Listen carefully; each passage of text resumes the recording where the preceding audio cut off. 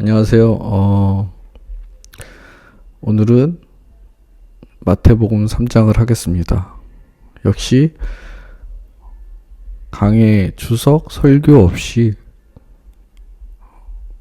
성경 말씀을 보고서 우리가 찾을 수 있는 부분을 같이 찾고자 기록을 올리겠습니다. 마태복음 3장을 하기 전에 1장에서 예수님의 계보를 얘기한 것은 복음의 대상이 있다고 말씀드렸습니다. 그것을 마태복음 2장에서 보면 유대인의 왕이라고 표현하면서 예수 그리스도는 왕임을, 유대인의 왕임을 이야기함으로써 우리가 이 마태복음서는 유대인들에게 복음을 전하기 위해서 쓰여졌다는 것을 알 수 있었습니다. 그래서 마태복음을 볼 때 유대인들한테 복음을 전하는 것임을 포커스를 맞춘다면 훨씬 우리가 말씀을 읽으면서 이해할 수 있는 부분들이 있을 것 같아서 먼저 말씀드립니다. 그래서 이제 마태복음 3장 첫 번째 소제목은 세례자 요한의 전도. 요한하면은 이제 사도 요한이라고 예수님의 제자가 있기 때문에 헷갈릴 수 있으니까 앞에 세례자 요한이라고 해서 이제 세례자 요한의 전도라고 붙였고, 첫 번째 그 무렵에 세례자 요한이 나타나서 유대 광야에서 선포하여. 여기서 저희가 볼 것은 두 가지인데, 하나는 그 무렵에라고 표현한 것은, 무렵에라는 뜻을 제가 사전으로 찾아보니까 어떤 일 상태가 벌어지거나 일어나려는 시간에 가까운 때, 그러니까 아직 일어나지 않았고 이제 어떤 사건이 일어날 건데 그거에 가까운 때에 왜 이걸 짚고 넘어가냐면은, 저는 처음에 마태복음 2장에서 아기 예수였던 분이 마태복음 3장에서는 어른이 된 예수님이 나오시거든요.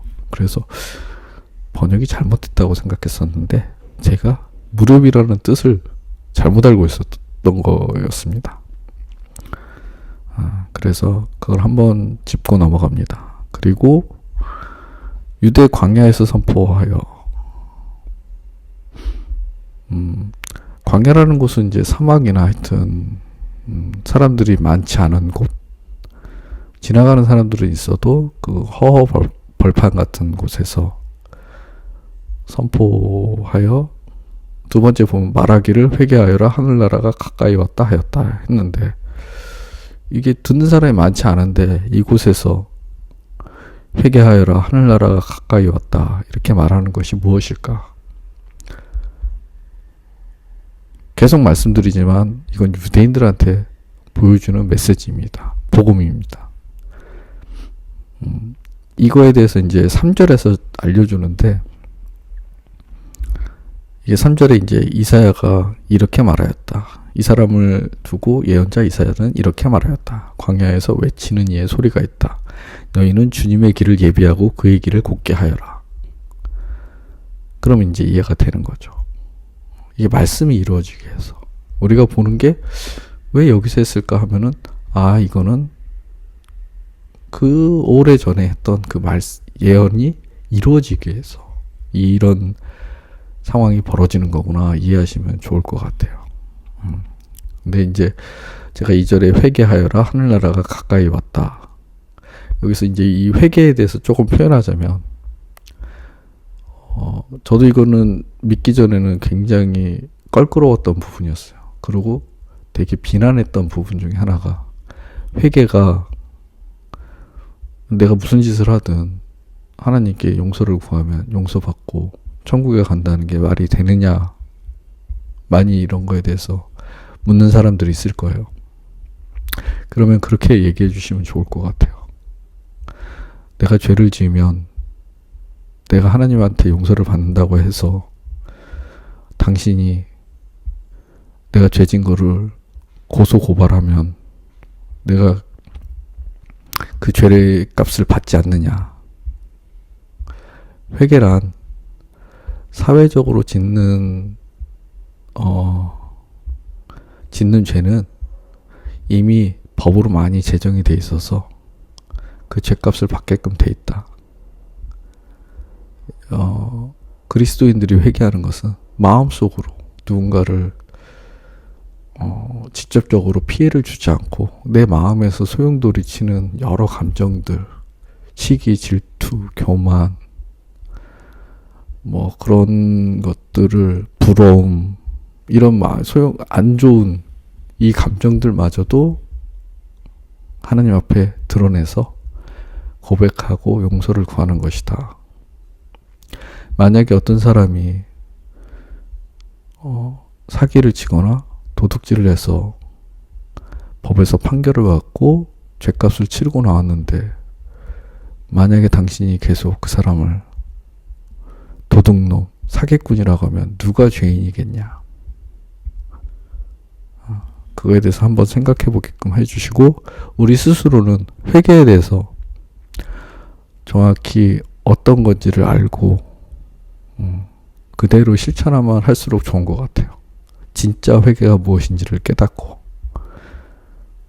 고백을 하고, 누군가한테 잘못 있으면 그 잘못에 대해서 용서도 구하고 하나님 앞으로 온전히 돌아오는 그 과정, 그게 회개라는 것을 정확히 알고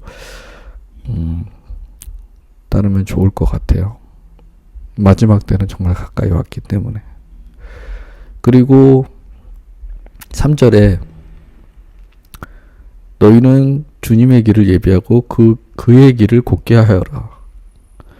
이게 이제 꼭 세례자 요한한테만 적용되는 것인가? 그건 아닌 것 같아요. 지금 저한테 적용해도 이 예언은 맞는 말씀이고 이 예언은 이루어져야 되는 것이고, 그리스도인들한테도 모두 적용되는 말씀인 것 같아요. 왜냐하면 예수 그리스도께서는 다시 오실 것이니까 그 길을 예비하는 건 당연한 거고 그 길을 곧게 하는 것도 당연한 것이니까 그렇게 알면 좋을 것 같습니다. 4절을 보면 요한은 낙타 털 옷을 입고 허리에는 가죽띠를 띠었다. 그의 식물은 메뚜기와 들꿀이었다. 어떻게 보면 굉장히 불필요한 절입니다. 왜냐, 이걸 굳이 쓸 필요는 없거든요. 이 사람이 무엇을 입든 무엇을 먹든 중요하지 않아요. 중요하지 않다는 건 5절에서부터는 이제 그거는 그냥 쓰고 그냥 끝나버리고 5절부터 이제 다른 내용이니까. 근데 이걸 쓴 이유는 역시 이 마태복음은 유대인들한테 포커스를 맞췄다고 했잖아요. 그럼 이 복장과 이 식물을 먹는 것을 세례자 요한을 통해서 다른 사람을 연상할 수 있게끔 만드는 거예요. 구약에 중요한 인물이 있습니다. 유대인들한테 또 그 인물을 표방하는 거죠. 굳이 이름을 얘기하자면 엘리야인데 그거는 이제 나중에 구약에 보면 나옵니다. 그래서 이 4절은 들어갔습니다. 그거를 이제 연상할 수 있게끔 만들기 위해서, 장치죠. 연상하게 하기 위해서. 그래서 이제 사람들이 많이 몰려 나옵니다. 그리고 6절에 자기들의 죄를 자백하며 요단강에서 그에게 세례를 받았다.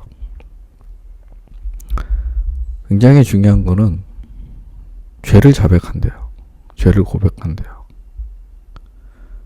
우리가 이제 세례를 받을 때 뭐 간증이나 세례 간증이나 뭐 이렇게 얘기를 할 때 죄에 대해서 얘기를 하긴 하는데 굉장히 두리뭉실하게 얘기하는 경우가 많고 구체적이진 않아요.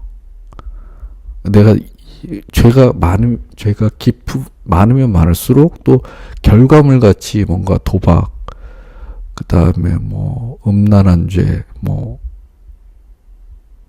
그 다음에 내가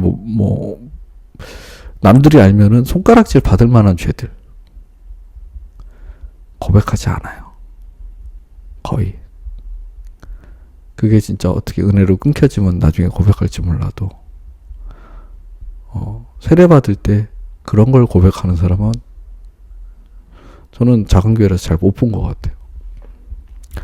두리뭉실하게 죄사함을 받았다고 고백은 해도, 근데 이 당시에는 죄를 자백하면서 요단강에서 세례를 받았네요. 많은 역사가 일어났을 것 같아요. 은혜도 많이 받고. 그러니까 사람들이 점점 더 늘어났겠죠. 왜냐하면 이렇게 세례 받고 나서 뭔가 복을 받으니까. 옛날에 처음에 한국에서도 뭐 평양에서 그렇게 목사부터 이제 자기 죄 고백을 하고 나서 그런 이렇게 부흥이 일어났다고 얘기를 들었었어요. 근데 지금은 그렇게는 안 하죠, 사람들이. 그러는 것 같아요.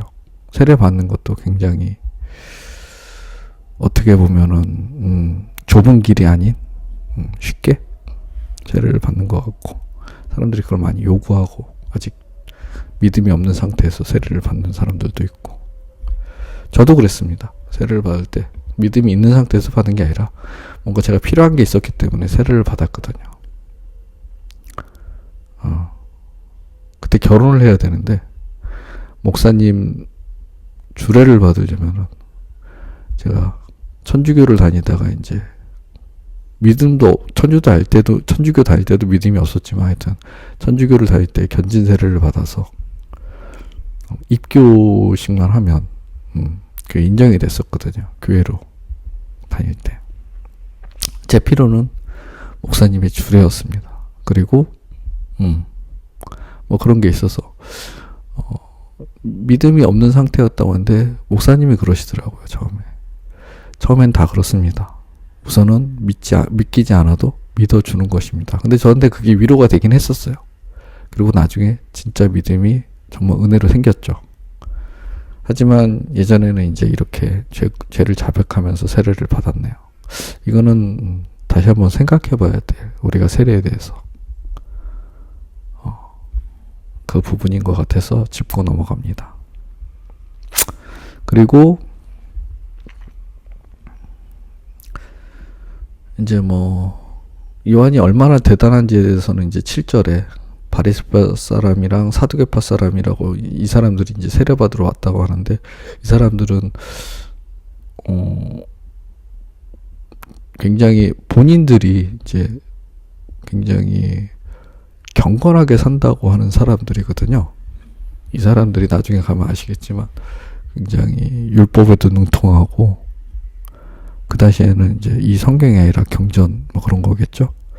그런 걸 굉장히 잘 알고 있는 사람들이고, 굉장히 스스로는 거룩하고 복을 많이 받는 사람들이라고 하는데, 이 사람들마저도 세례를 받으려고 올 정도니까 이 요한이라는 사람이 엄청난 사람이었기 때문에 이 요한을 얘기하면 유대인들이 들을 귀가 생기는 거죠.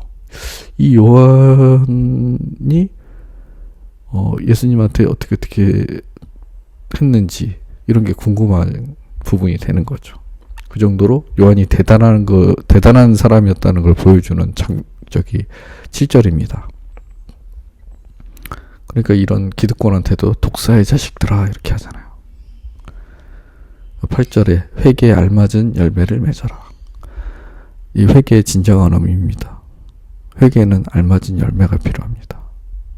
똑같은 죄를 지어도 똑같이 회개를 해도 내가 열매를 맺으려고 그 죄를 끊으려고 거룩한 사람이니까 거룩한 사람답게 살려고 노력하는 우리가 필요한 거예요.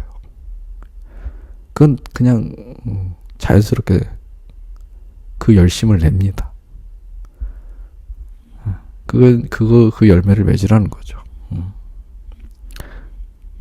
그래서 이 사람들을 독사의 자식이라고 한 것도 9절에 나옵니다. 그리고 너희는 속으로 주제넘게 아브라함이 우리 조상이다 하고 말할 생각을 하지 말아라. 내가 너희에게 말한다. 하나님께서는 이 돌들로도 아브라함의 자손을 만드실 수 있다. 우리도 이런 생각을 많이 하는 것 같아요. 나는 이미 구원 받았으니까 난 이미 하나님의 자녀야. 저 사람들 날 뭐라고 해도 난 상관없어. 난 하나님의 자녀니까. 어떤 사람들이 나를 보고는 교회 가고 싶지 않다고 했을 때는 굉장히 충격을 받아야 됩니다. 그리고 어떤 사람이 나한테는 직접적으로 얘기 않더라도 딴 사람한테 나는 저 사람 봐서는 하나님이 안 계신 것 같아. 난 저 사람 때문에 교회는 안 다닐 것 같아. 심각하게 생각해야 됩니다. 내가 아무리 하나님의 자녀라고 해도. 그 부분을 얘기하는 게 이 부분입니다. 바리새파 사람들이나 사두개파 사람들은 속으로는 이 생각을 갖고 있어요. 그러니까 독사의 자식들아 이렇게 얘기하는 거예요. 왜냐면 속으로 이 생각을 갖고 있으니까. 그래 당신이 어찌하나 봅시다. 하지만 그거는 진짜 하나님 앞에 나오는 자세가 아닌 거죠. 그래서 그걸 알고 돌들로도 아브라함의 자손을 만드실 수 있다. 이게 정말 뼈아픈 얘기입니다. 우리가 착각하면 안 된다는 부분이죠. 그러니까 나중에 이제 포도나무 비유 이런 거 보면은 우리는 원래 포도나무에 있던 가지가 아닙니다. 그러게 언제든지 이 10절에 나온 것처럼 도끼를 이미 나무 뿌리에 갖다 놓았으니 좋은 열매를 맺지 않으면 나무는 다 찍어서 불 속에 던지실 것이다. 이게 가능한 거예요. 이거에 대해서 생각을 많이 해보셔야 됩니다. 그리고 이제 이 대단한 이 요한을 먼저 얼마나 대단한지는 다 알고 있으니까 이 요한에 대해서 얘기를 하고 이 요한이 정말 대단한 사람인데 예수 그리스도는 얼마나 더 위대하신지를 얘기하는 게 11절에 나옵니다. 나는 너희를 회개시키려고 물로 세례를 준다. 내 뒤에 오시는 분은 나보다 더 능력이 있는 분이시다. 나는 그의 신을 들고 다닐 자격조차 없다. 그는 너희에게 성령과 불로 세례를 주실 것이다. 이게 나오는 거죠. 나는 그의 신을 들고 다닐 자격조차 없다. 유대인들한테 너가 알고 있는 그 요한이 있지? 요한이 이런 얘기를 했어. 예수 그리스도는 얼마나 위대하신지 나는 그분의 신을 들고 다닐 자격조차 없는 사람이라고 자기를 그렇게 낮췄어. 그만큼 예수 그리스도는 위대하신 분이야. 복음을 전할 때 이제 그렇게 하기 위해서 이 이야기가 들어간 것 같아요. 그리고 또 중요한 세례에 대해서 얘기가 나오는데 성령과 불. 옛날에는 이걸 뭐 성령의 불 이렇게 얘기했다고 하더라고요.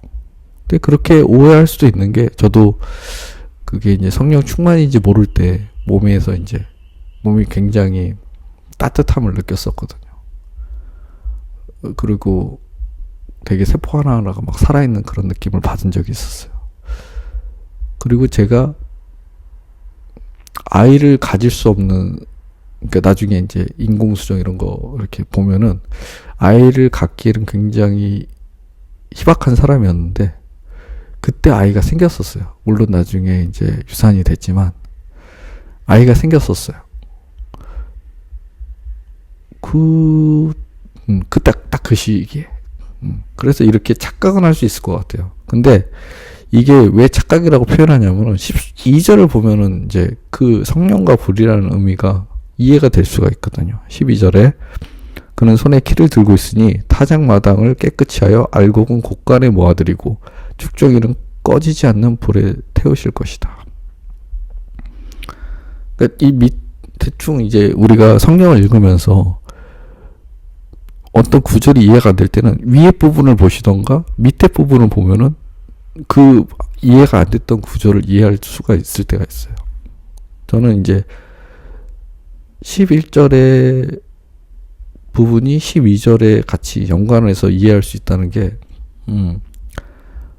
알곡은 곳간에 모아드리고 이 알곡은 성령으로 하나님의 자녀가 된 사람들이죠. 축정기는 꺼지지 않는 불에 태우실 것이다. 그러니까 꺼지지 않는 불의 태움을 받는 사람들은 심판을 받는 사람들인 거죠. 그래서 성령과 불은 하나님의 자녀가 되는 사람과 심판으로 불로 심판받는, 그래서 성령과 불로.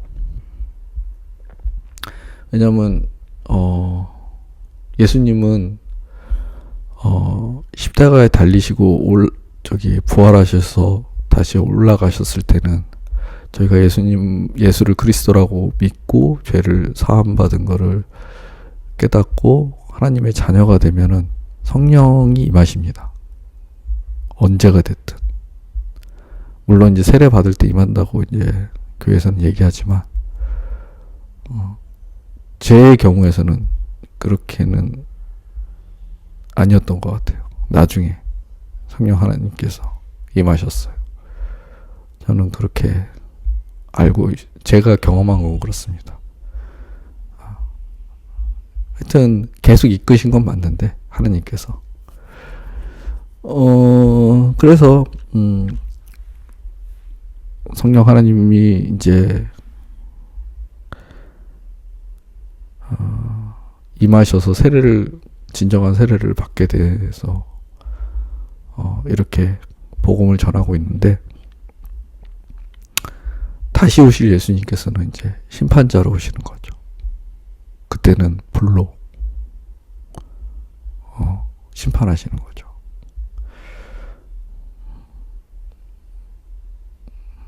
그래서 예수님은 손에 키를 들고 계시다고 이제 세례자 요한이 미리 말을 하네요.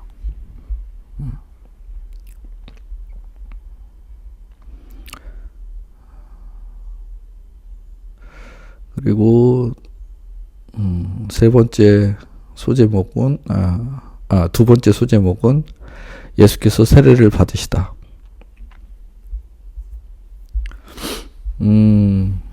이게 이제 죄를 고백하고 받는 게 세례인데, 예수께서 세례를 받으시다고 하니까 굉장히 무슨 내용인가 하고 궁금한데, 여기서 이제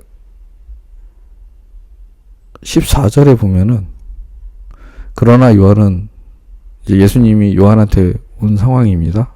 그러나 요한은 내가 선생님께 세례를 받아야 할 터인데 선생님께서 내게 오셨습니까? 하고 말하면서 말렸다.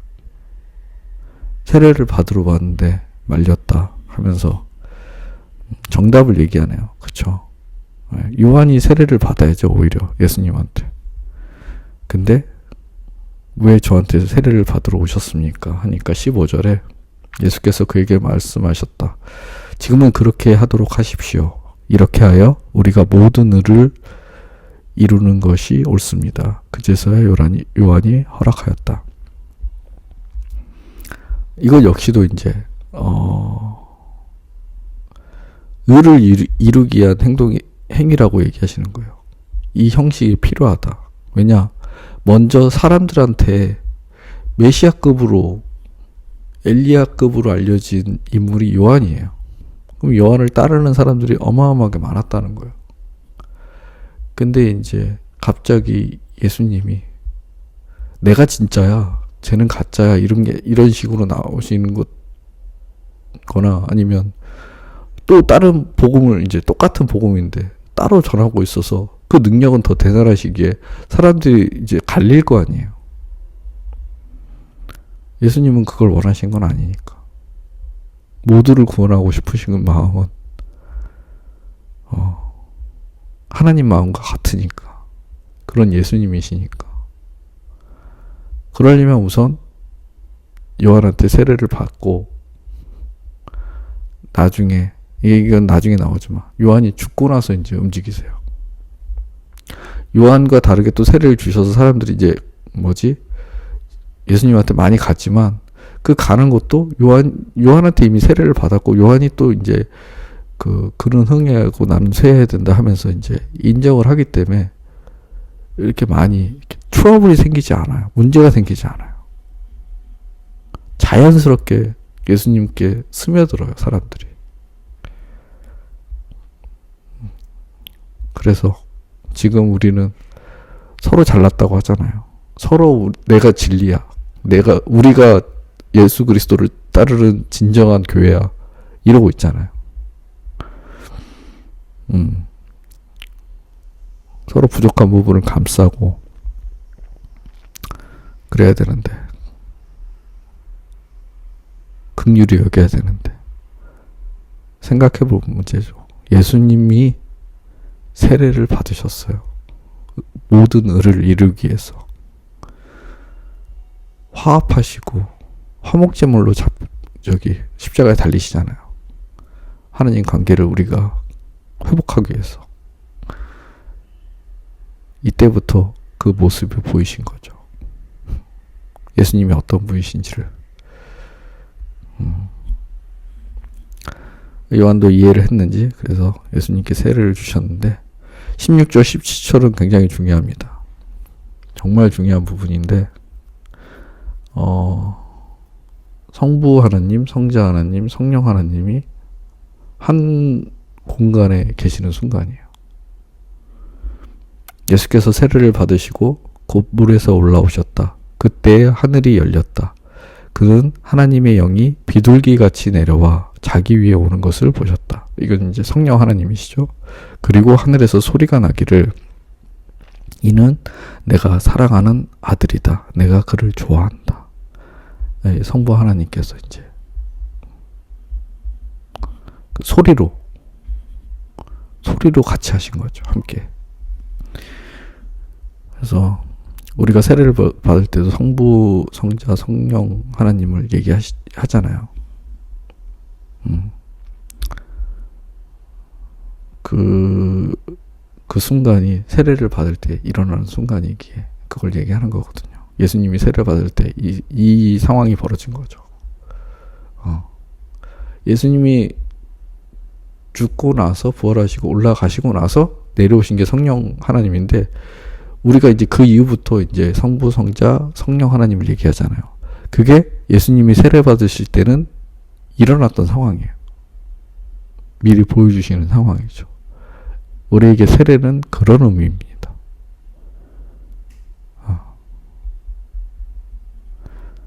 그래서 세례를 받을 때 받기 전에도 예수 그리스도를 영접했으면 그거에 대해서 정말 깊게 묵상하고 정말 기쁜 마음으로 세례를 받으셔야 됩니다. 왜냐? 하나님께서 마음속에서 언젠가는 이 말씀을 하실 거거든요. 이는 내가 사랑하는 누구누구다. 내가 그를 좋아한다. 네, 마태복음 3장은 이렇게 끝났습니다. 좀 길었습니다. 그래도 정말 중요한 내용이 많이 있었고, 우리가 묵상해야 될 부분이 많이 있었기 때문에 회개, 세례 이 부분에서 있어서, 그리고 그리스도인으로 사는 삶에 대해서 다시 어떻게 생각해야 될지에도 알 수 있는 굉장히 중요한 마태복음 3장이었습니다. 오늘도 평안하세요. 마태복음 4장으로 다시 찾아뵙겠습니다. 감사합니다.